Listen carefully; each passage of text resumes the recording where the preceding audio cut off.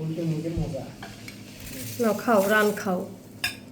তাও মজা রে, ভিডিও করছিস রাম তুই? মানেই মজা। হাঁসের মাংস, এই যে হাঁসের মাংসের কালারটা একটু দেখাই। যে ফুপু আমাকে রান দিছে, রাম অনেক ভালো। আলুটা এত সুন্দর সিদ্ধ হয়েছে, ওই গরম ভাতের সাথে একটু আলু আর একটু হাঁসের মাংসের তেল নিয়ে খেতে খুব মজা। আর আমি তো বরাবরই রান পছন্দ করি, ফুপু আমাকে দিছে। থ্যাংক ইউ ফুপু। ওয়েলকাম বাবা।